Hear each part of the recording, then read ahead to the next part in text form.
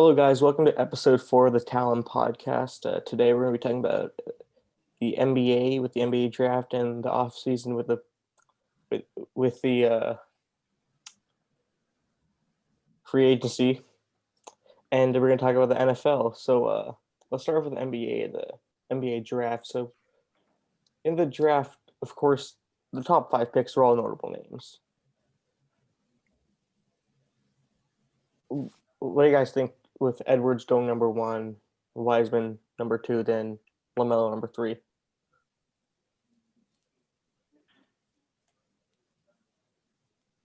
Uh, um, with the first 3 picks, Anthony Edwards, I think I was pretty happy with that selection because like some experts are saying, oh, LaMelo Ball will go to the Timberwolves, but I don't think him and D'Angelo Russell would mesh. So I think it's a better idea that I know Anthony Edwards. He says he doesn't like the game of basketball or something, but I think it's the better pick. And they got a good the Warriors got a good guy with Wiseman because they needed a center.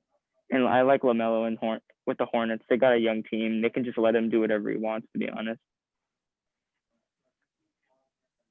I feel like Michael Jordan down there in Charlotte is kind of scheming right now. If you guys think he drafted LaMelo, now he is paying Gordon Hayward a decent amount of money as well. I mean, I think at the high end of the season, the season would be a success if they make the playoffs. So, I don't see this team competing in the East whatsoever. Like, I don't see anyone on that team becoming an all-star by any means. So I don't see how they can compete in the East. Then over in the Bay, we have the Warriors, who have for the past couple of years had this sense of just winning everything, right? Last year, both Clay and Steph go down. This year, where they were hoping for both their returns, they draft Wiseman with the second overall pick as a center they need, but Clay's out with a torn ACL? Achilles.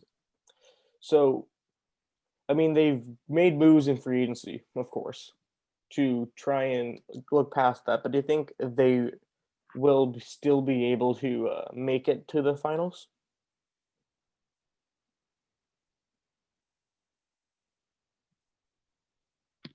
No, I don't think they have a chance of making it to the finals. I think they'll surpass expectations though, because they made nobody really talked about them adding Andrew Wiggins last year, even though he was a close to 20-point per game scorer.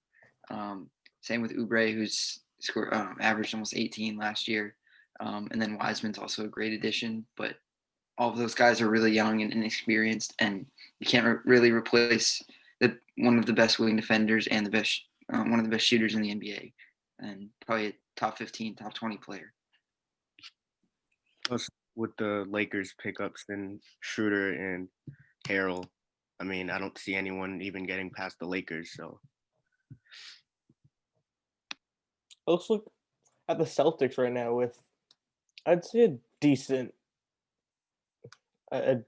free agency run right now and a decent draft run. So what do you guys think about the Celtics right now in the offseason that they've had so far? I mean, I don't think it's like the most special offseason we've had, but I think we sort of got the job done. I know Celtics fans are kind of hoping to get Miles Turner and hoping for Gordon Hayward to go to Indiana. But Tristan Thompson, if you look at the stats, let me actually bring up these stats.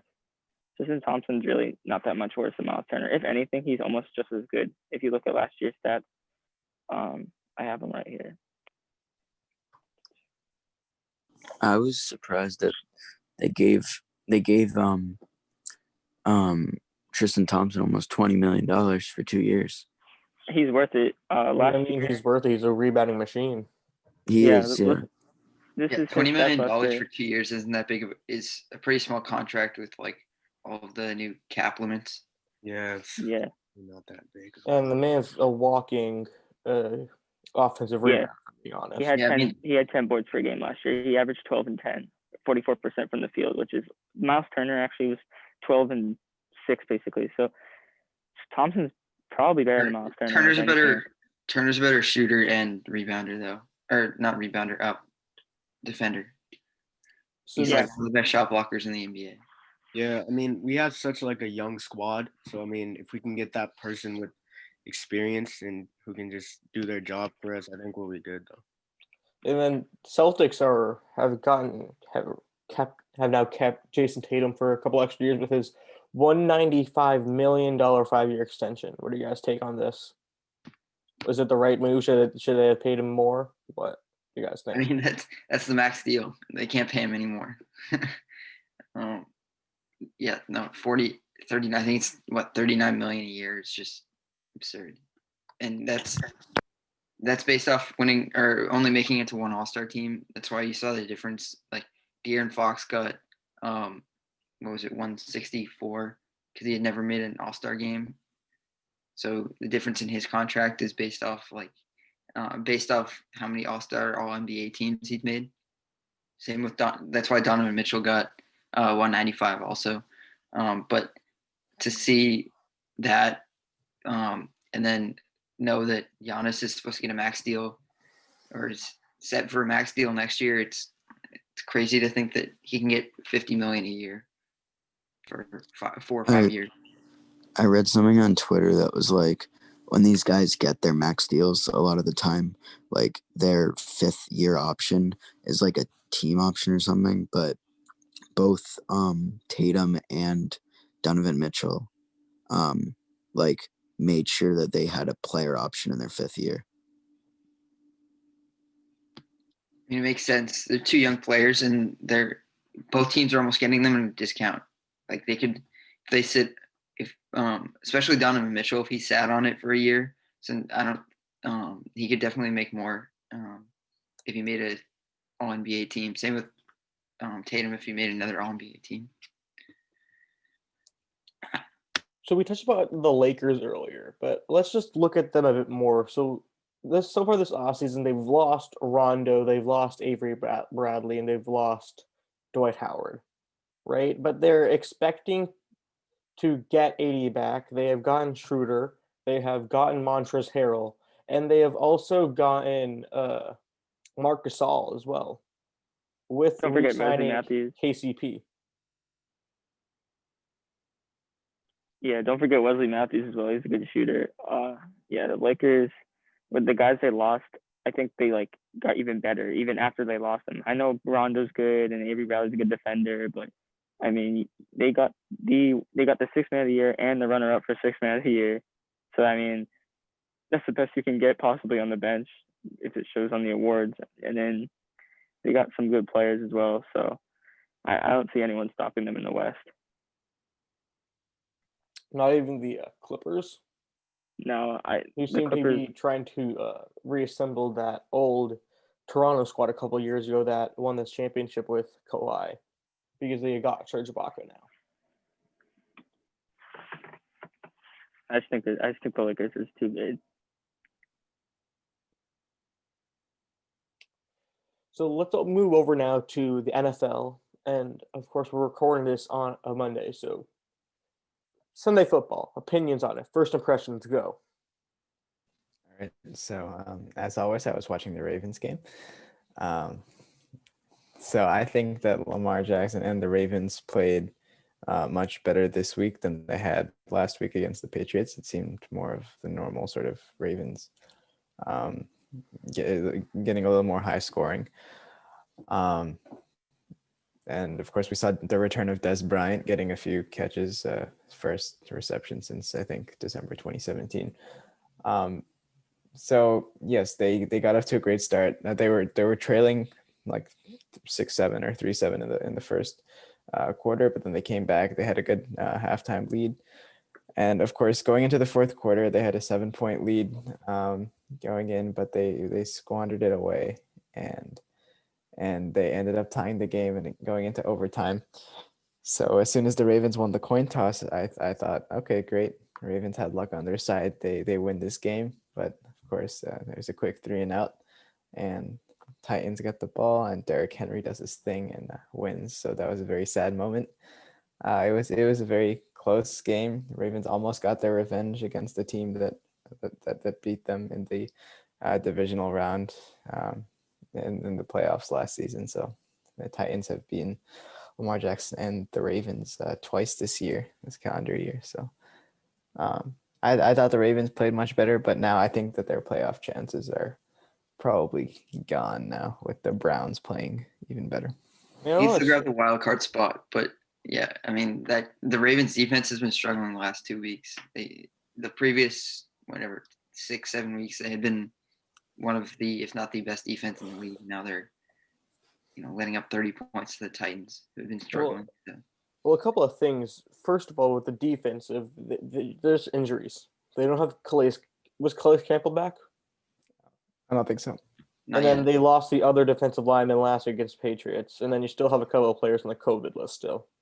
And they So also that lost is- their tight end last week. Still, I mean, Yeah, they also you lost have- Nick Boyle last week, which all play a huge role. Yep. And then looking at the offensive side, really looks like Lamar has singled out who his favorite target is on that offense. Has to be Mark Andrews. Yep. I mean, Dez had 5 targets, which was second highest, and tied for second highest of the team. Number 1 and number 2 in targets were Willie Snead and Mark Andrews, the latter of which caught 5 of them. But it seems like Marquise Brown's name was not called at all that game. Do you guys think that he's like a boomer bust for week to week, or do you think that Lamar just needs to give him more chances? No, Nah, he's. Oh, sorry. Now go for it, Elliot.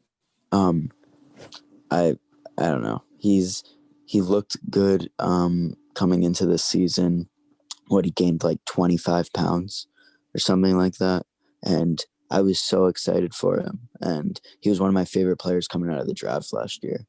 But I think it's just with the running nature of the Ravens offense mixed with just Lamar having a down season based on accuracy and he's just not he doesn't look like himself or the MVP self that he was last year. So I think one of Marquise Brown's key role on that team is that deep pass and that big playability, but they just haven't been able to get that going this year. I mean, they didn't even get the run game going last week. They didn't have normally they would have a 100-yard rusher, but their leading rusher, I think, was J.K. Dobbins with 77 yards. Yeah, they have a committee. So it's really just no one has really shined. I think there's been flashes, but I think Mark Ingram was out last week also. I think he's been out for a couple weeks now. So that could play a factor. But I still think Lamar Jackson can't throw for under 200 yards passing and still not be able to run the ball. I mean, I think it was like 50 rushing yards when last year he was averaging like 80-something a game. So it's a big difference. So let's move to a game that really was eye-opening for me, of course, which was the Saints-Falcons game, which is the first ever game that 30-year-old Taysom Hill has started in his NFL career at quarterback. Do you guys think that he did better than people expected him to? Well, first off, I did not know Taysom Hill was 30. I thought he was like 25 or something. But No, he's old. He's 30. He's only like the 4th ever quarterback to start his first game at the age of 30. let me pick up the stats. He was 18 for 23 for 233 yards. And 2 rushing touchdowns. 2 rushing touchdowns with 10 51. carries for 51 yards. Yeah, his Yeah. efficiency was great. It was interesting because, I mean, I semi-agreed with the move to start him over Jameis Winston. I think the offense was looking – I don't know. The offense was just looking very interesting. It kind of looked like a little bit of a Lamar Jackson type offense because he was just running the ball a ton. They're doing all these little trick plays. He was constantly going to Michael Thomas. I feel like that was the best I think it thing was similar to the Panthers offense with like MVP Cam Newton, where it's just like really high floor for Taysom Hill, where he just has to make simple passes, not really occasionally make a big throw downfield, but I mean he's really just power running and making the simple pass. So it was really up to the Saints defense, and the defense played unbelievable this week. So I mean Taysom Hill did his job other than throwing. I think he threw 2 interceptions. He actually threw no interceptions. He fumbled once though. Oh yeah, he did fumble at the end of the game.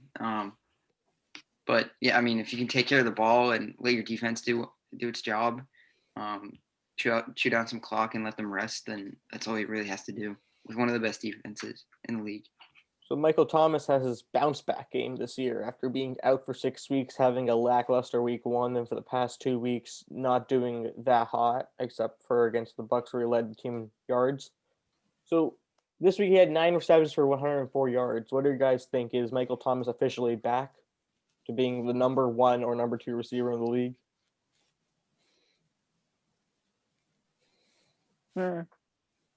Mate, top 10, yeah.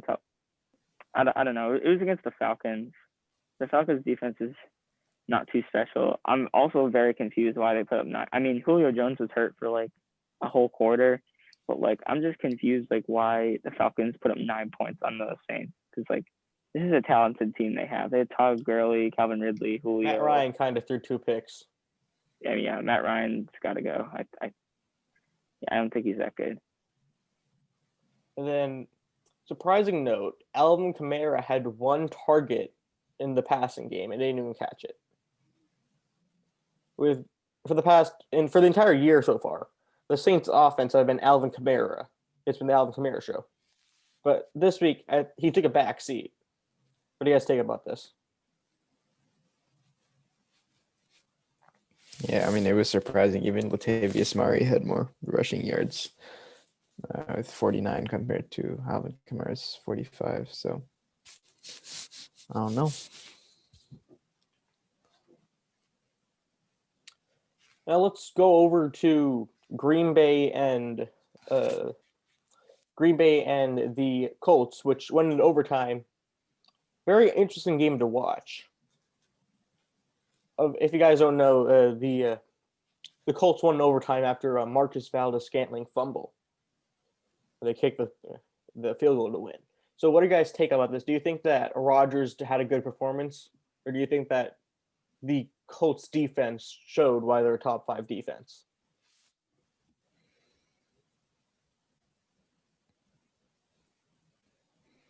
I thought Rodgers played pretty well. I think people keep putting on the blame on Marcus Valdez-Scantling. I mean, obviously, yeah, he fumbled the ball, but he made a big catch when they're at like the 5-yard line right before, like earlier in that game. And I mean, they would have lost if he never made that catch. I mean, that was an insane throw by A-Rod, but like people are always blaming just like the last play. Phillip Rivers was also really good too, because like I'm looking at the stats. He passed the ball. There's no one who like really dominated the game on offense. It was like he had threw the ball to 1, 2, 3, 4, 5, 6, 7, 8, 9, 10, 11 different receivers that game. No one had more than 3 receptions. He just kept throwing it to different guys. Pretty impressive. I feel like Rivers, like unlike Rodgers, throws the ball around, because if you look at Green Bay, they don't really have a receiving core. The guy that Rodgers throws 90% of the time is going to be Devontae Adams. And yet some teams are still unable to cover him. But with a guy like Rivers, who's like a Brady of sorts, who's like a Breeze, they'll just throw around the ball to 50 different people in a game. So do you guys think that the 3 lost fumbles that Green Bay had really played a huge role in that game? I don't see how it can't. You give the ball up when in the middle of a drive, it's bound to hurt you, especially if you give a veteran like Phillip Rivers good field position. I think it's remarkable with 3 turnovers, even that the Packers were still able to put up 31 points on one of the best defenses in the league. Goes to show how good Aaron Rodgers is, and how good that Packers offense is in general. It was 4 turnovers, turnovers, by the way. A Rodgers pick, then 3 fumbles. Yeah, you lose a lot of momentum when you turn the ball over. Like, it allows the offense to capitalize, and if your defense doesn't step up, it's pretty much game from there. So let's go down to Houston with the Patriots and Texans. The Patriots losing 20-27 against a horrible Texans team, which now moved to 3-7. The Patriots are now 4-6. Are they out of the playoff hunt after this game? Not entirely. I mean, they basically have to win out now, but yeah, I mean, it does take him sort of out of the picture for a playoff run. I don't know what their schedule is looking like for the rest of the season. I'm actually going to check that. But that definitely plays a big factor because, I mean, I could easily see them winning only 6 games, but I also could see them, if they have an easy schedule, picking up like 5 or 6 straight and finding their way in the picture again. So Demir Bird had a big game, 6 receptions for 132 yards and a touchdown. That would be Cam Newton's first and only passing touchdown to a wide receiver this year. What do you guys think of this? Do you think he should pass the ball more to the receivers in the red zone? Not if you can rush it in every time. I mean, he has like, what? 9 He has rushing like touchdowns this year. 9 now, right? It's been 9, but he had none this week. Yeah, I mean, he's been ridiculous in the red zone. I mean, and the Patriots running backs. So don't they have like one of the highest red zone conversion rates in the NFL right now? I think it's around 50%, which is one of the lowest. But they have Really? one of the highest of 3rd and 4th and short. Yeah, that's right. Okay. Yeah. So I mean, another note. he's been struggling passing the ball in general. His completion percentage is really rough. Yeah, so the Patriots' next few games are all really tough. Actually, they're facing Cardinals next week, Chargers, who I guess, I mean, the record doesn't really reflect. They have a good offense. They have a great defensive line. Yeah. Then they have the Rams, divisional matchup against the Dolphins, and the Bills next after that. So they have 5 tough games. And then they have And then they get the week Jets. 17. Yeah, which is a bye. So So this was the first week that the Patriots secondary with Gilmore and Jackson playing the 1 and 2 roles and just locking down 2 receivers. Because if you look at the game, once Randall Cobb went out, you had Gilmore on Cooks the rest of the game, and he has no receptions. And then even with that, Will Fuller had like 3 receptions the entire game with J.C. Jackson on it. Do you think that this 1-2 duo at corner is going to be able to help lead the Patriots to the playoffs? Yeah, I think they can. I mean, I think the game showed that we kind of were missing out on Dante Hightower and Patrick Chung because the defense looked, besides Gilmore and Jackson, the defense looked pretty unathletic yesterday. Like, obviously Deshaun Watson's a top 5 quarterback in the league, but like no one was keeping up with him. Every time he'd scramble, someone would be wide open. So we're really missing out pressure on him as well. Yeah. It's like if somebody was close to him, he would just run around them. And the tight ends just ate up the rookie safety Kyle Duggar as well.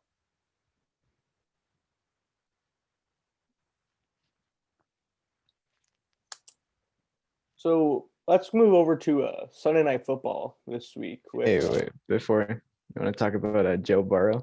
Oh yeah, since he's number 1 overall pick versus the number 2 overall pick for Washington, Joe Burrow out for the season with an MCL or ACL? I think torn ACL. Torn ACL, which sad, honestly. You want to see these young quarterbacks do good in the beginning of their careers.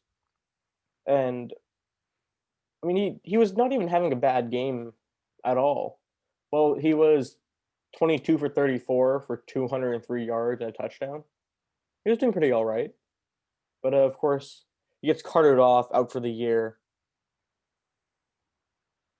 Do you guys think he's going to be able to come back next year and still compete at a high level?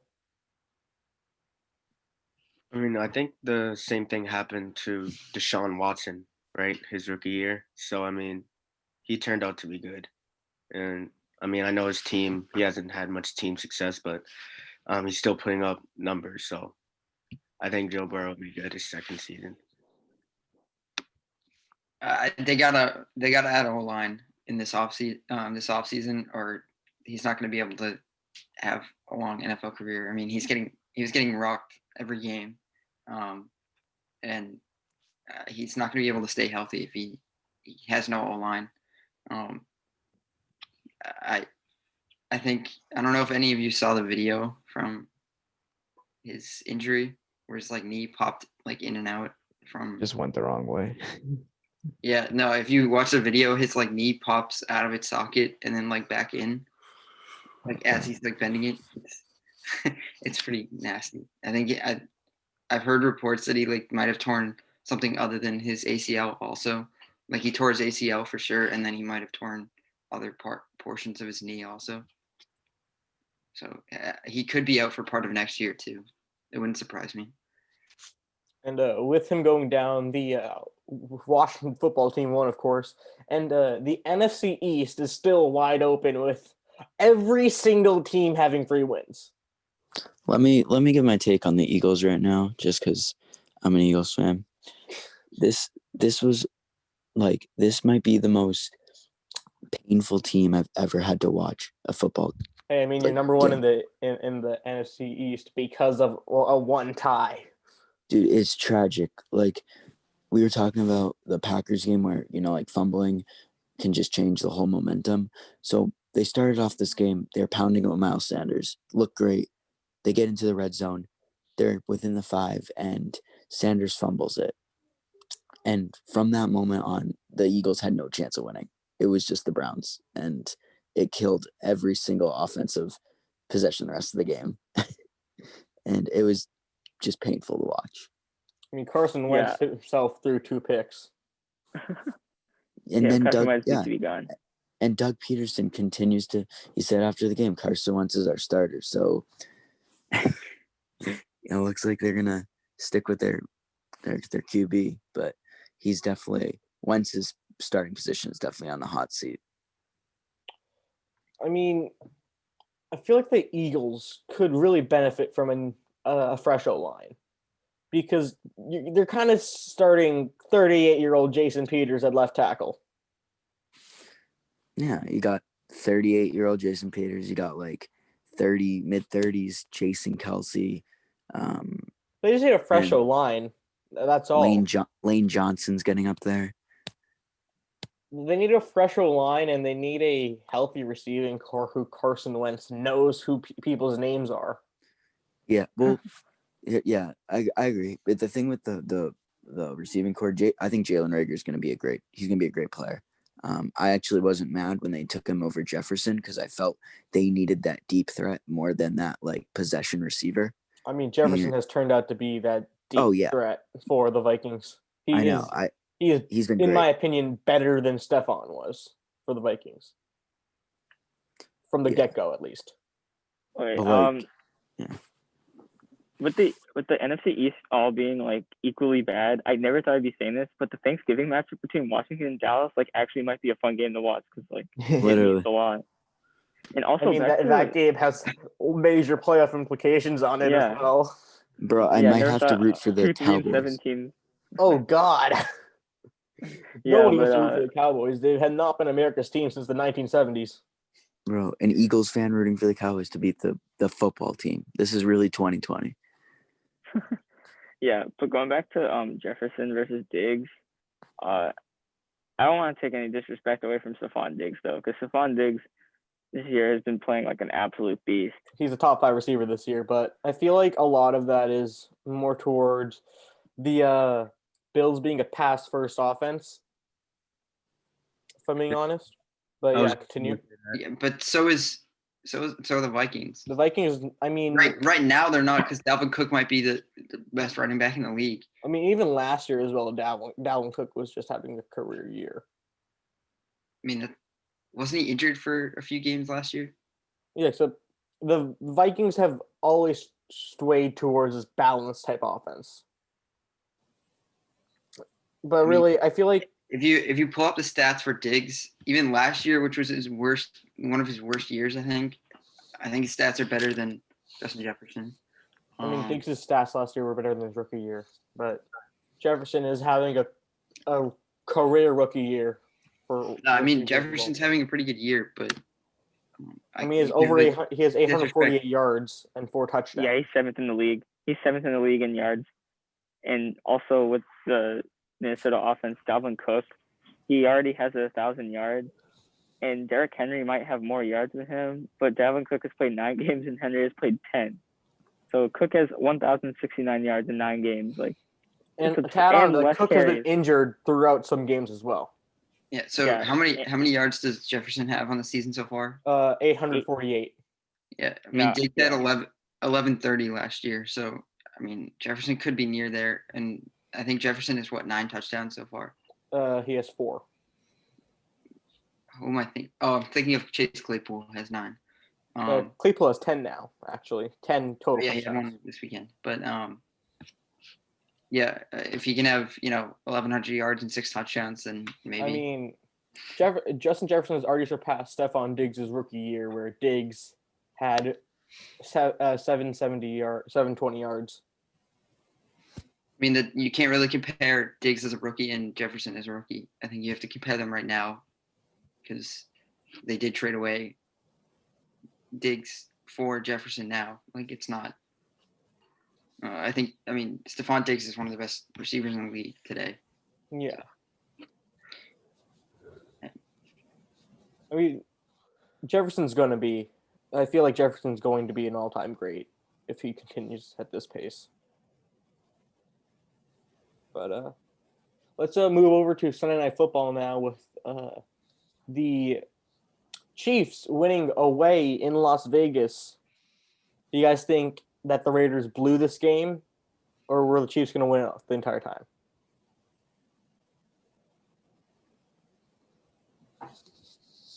The Chiefs are gonna win it the whole time. It's just unfair at this point watching Patrick Mahomes play football. As a Patriots fan, it's kind of scary because at the rate he's playing right now, he might just surpass Brady as the GOAT. I mean, this dude is just insane. The Raiders scored and there was 120 left, and Patrick Mahomes was like, all right, who cares, and just threw the ball down the field so easily to Kelsey. I mean, yeah, he has all these weapons, but at the same time, Patrick Mahomes is still he runs out of the pocket, puts an absolute dime on the ball every single time. So he's just absurd. You just can't stop him because if you try and sack him, he's going to run away from you. He doesn't have the speed of Lamar, but he's a pretty fast man. And add on to that, his only 2 picks this year came against the Raiders. Do you think the Raiders defense just knows something the rest of the league does not? It's just a divisional matchup. That's what happens. I mean, that's why you see the Patriots lose to, a 500, I don't know, 6-6, 7-7 Dolphins team every year. It's just the teams are so familiar with each other and so familiar with their strengths and weaknesses that sometimes they're going to slip up, and they'll be able to better game plan for each team since they see them twice a year.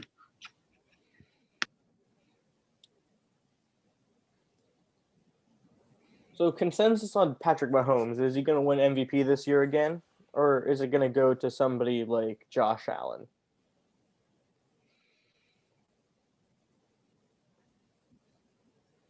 I think it's got to go to Mahomes at this point. He already has 3,000 passing yards. No one has that. He leads the league in passing yards. Let me check. It looks like he's 3rd in the league in touchdowns. He only has 2 picks. His QB rating might be the best one. I think the best. He has the best QB rating in the league. I think he just has to be the MVP at this point over Wilson and Allen. I mean, Rodgers could have a run for Mahomes' money. Rodgers right now has the highest passer rating in the league. Yeah, I think Rodgers is probably the only one that has a chance of taking MVP from Mahomes. If the Packers only lose one more game in the rest of their schedule, and Rodgers' stats are similar to Mahomes, they don't have to be quite as good. I think they'll just give it to him just from the voter fatigue, and nobody wants to see Mahomes' name on every award for the next decade. So it's bound to happen. Yeah, I mean, no, he's definitely going to win at least 2 or 3 more MVPs if he keeps up this rate. So, I mean, he deserves to win it almost every year. He probably if he wasn't hurt for 4 or 5 games last year, he even after hitting hurt, he probably should have won it anyway. No, I don't know about that. If he had been hurt for only like 2 games, then he would have. No, I feel I would take Lamar still. He was on Because pace for over 50 touchdowns again. I mean, last year's Lamar season was just a great season for a scrambling quarterback type. You have not seen something like that since like Michael Vick back in the early 2000s. Yeah. Real quick, we one award we like that kind of connects to the whole Joe Burrow thing is the offensive rookie of the year. You think that what's his name in Herbert's in that even Yeah. before. You think Herbert's a lock now because No, Burrow's like out for the even year? before Burrow got injured, I'd say Herbert was gonna win that more than Burrow, because I get it. The Chargers don't have team success, but Herbert himself has been on fire. He's literally been lights out since He week has been a top 10 3? quarterback this year in the league when he started, and that's not an understatement. So who would you rather have, disregarding the fact that he just got hurt and he's going to be out for like a full year? Who would you rather have to start your franchise with, Joe Burrow or Justin Herbert? I mean, that's a hard decision because if you look at the Chargers, they have Keenan Allen, who is a top 10 receiver, right? They have Eckler, who is has been out, but is a top tier receiving out of the backfield. They have Hunter Henry, who is one of the budding younger tight ends. I mean, I would say that they're both receiving cores are fairly equal. The only difference is the Bengals have a significantly worse O-line, and the Chargers defense is a little better. So yeah, I mean, if you put both of them on the same team, like if you had to switch, put Burrow on the Chargers, I would still say Herbert, for the fact that he has just been lights out this season. Like Burrow, everybody thought he was going to be the big dog on the block. He's going to win Offensive Rookie of the Year with a landslide, right? At the beginning of the season. But then Tyrod goes down, and then this guy named Justin Herbert walks in, and he basically takes the award away from everybody. Yeah, Herbert's looking like a vet. He's definitely not looking like a rookie. He knows what to do in almost every situation, and yeah. Not gonna lie, I thought his haircut was gonna ruin him. I mean, he kind of looks like he's 15 now with that haircut. Going back to the Herbert or Burrow, I think like it's really close because Burrow doesn't really have a number one receiver. AJ Green is not a number one receiver anymore. He's just gotten too hurt to the point where he's just not good. But we saw what Burrow did in college with Justin Jefferson as his number one, and that was unguardable. Because Herbert's receiving core, I wouldn't say the whole core is better, but the fact that you have Keenan Allen is just like, it's kind of unfair. But I'd still probably would take Herbert just because he's just got that swagger, I don't know. Did you see Keenan Allen's stats from last night? They had like 16 receptions for like 130 something yards and a touchdown. Yep, he boosted my fantasy. 16 receptions is just ridiculous. It's ridiculous. Honestly, that's Devontae Adams numbers. That's Michael Thomas last year numbers. That's Randy Moss 07 numbers. Except they've won 2 games, so I don't know if you can really. All those teams are actually. Except look at the scores of the games they've lost. They've lost every game this year by 1 score. Every game. They're in it till the end. People say you can't complain about losing at times, but if you're the Chargers, complain all you want. You deserve to complain. I mean, instead of complaining, they should actually close out games. So I mean, hey, they've done it once, twice. The Jets almost came back. They've choked at the end of the game, 5 times now in the last 7 games. I mean, at some point you got to stop complaining about it and actually, put together a game plan to, make one last stop or drive down the field in the last drive. Like it's just Well, they actually have 3 wins. They have 3 wins. They've beaten some really big juggernauts. They've beaten the juggernaut Bengals, I mean, the they have 3 wins, the except insane one of them, Jaguars, except 2 of them have been under Herbert. the undefeated Jets. Yeah, they have 3 The really big undefeated wins that Jets. season. they're the most talented team that they faced and beat was the Bengals. The Like, yeah, so but yeah, because the Burrow actually beat the Titans. Like he beat the Titans by himself.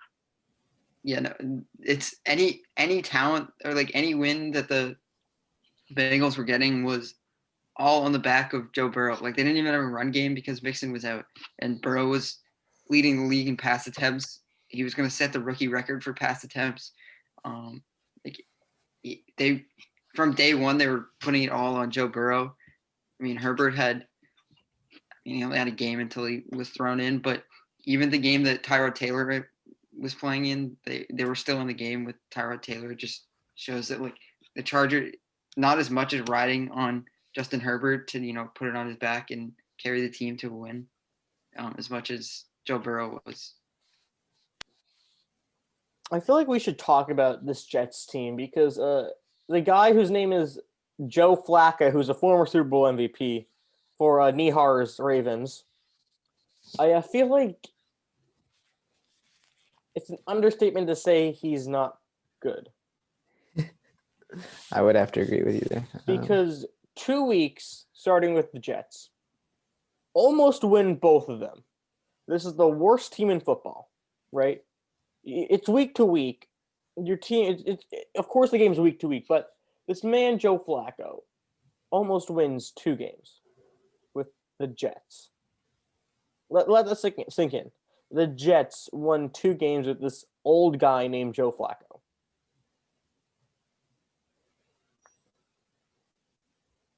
If I'm being honest with you, I would say that he is a comeback player candidate for some reason.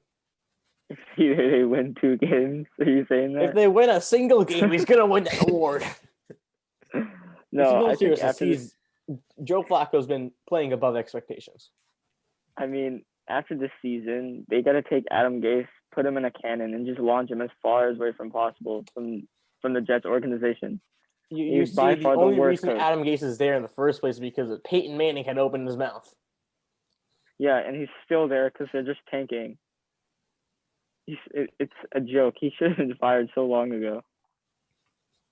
What's going to happen when they tank, get the first pick, and Trevor Lawrence decides to stay at Clemson? What do they do next season? Or what do they do? Take again. What do they do if they get Trevor Lawrence? What are they going to do with Sam Darnold? They're going to ship him off. They're going to do what Arizona did to Rosen when they drafted Kyler.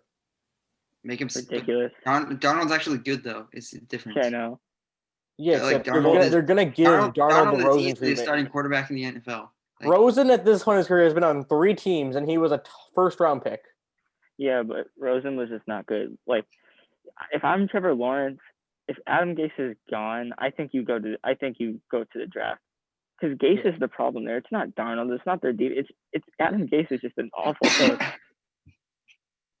He's a good coordinator. He's not a good Adam coach. Gase, they're going like 10-6, but like Adam Gase just does not know how to coach a football team. He knows how to script up plays for them to do good.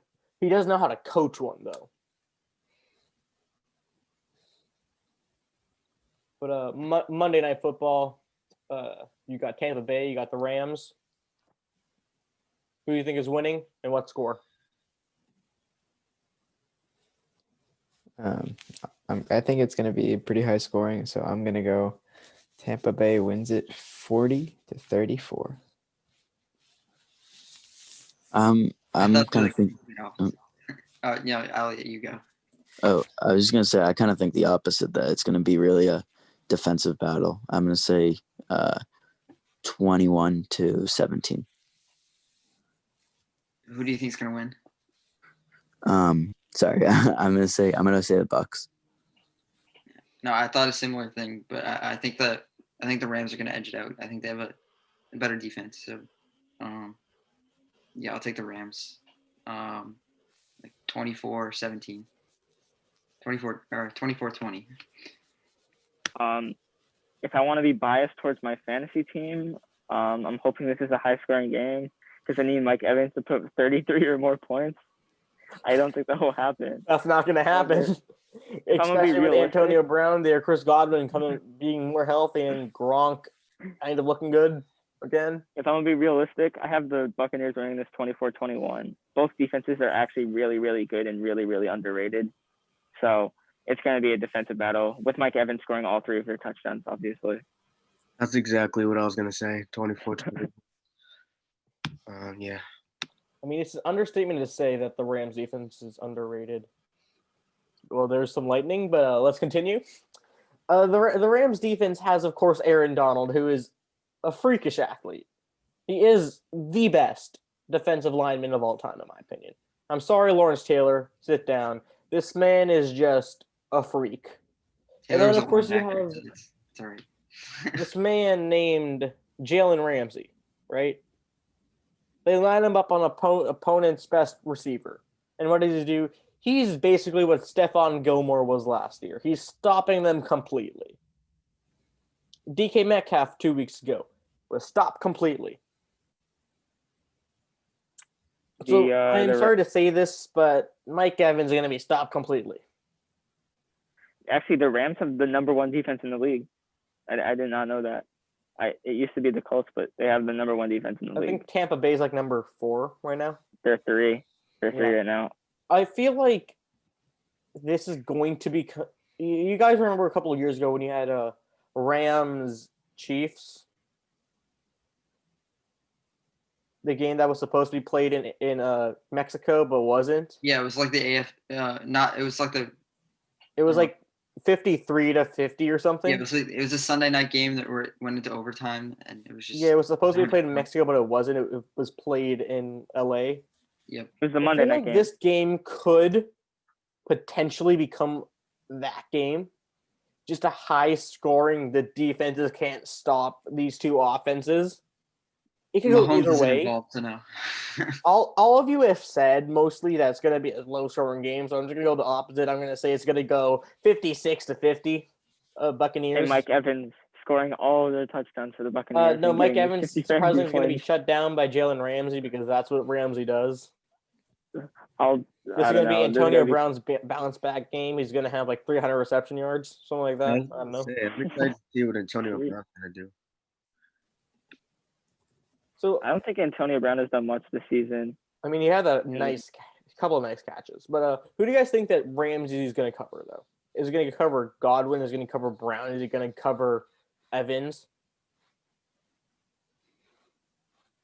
Or is the Bucs offense just have way too many big name players that you can't tell who is going to cover who? I mean, I'm guessing he's going to line up against Mike Evans for the majority of snaps, but I'm guessing it's just going to be a game plan thing. Like, obviously, they're going to jump into zone at some point. They're not going to be man to man all game, and at some you can't rely on Jalen Ramsey to go man to man with Mike Evans all game and not get beat at some point. So it's. Yeah, they have to figure out how to stop him as a team. They can't just rely on Ramsey to guard their best players 24/7. So this will, of course, be an exciting game to watch. I think it's time now for Nihar's tennis segment. Of course, it's time for tennis segment. So this week we had the year-end tournament, men's singles, the Nitto ATP Finals. Where the top 8 players at the end of the year faced off against each other in the round robin stages. And then, of course, the semifinals and finals to see who came out on top as the year-end champion. And we saw some great performances from newcomers, Daniil Medvedev and Dominic Thiem, who both played excellently. And Medvedev actually was, I think, the first player in a tournament to beat the 1, 2, and 3 seeds in that same tournament after he beat Djokovic, Nadal, and Thiem, who were the 1, 2, and 3 seeds respectively.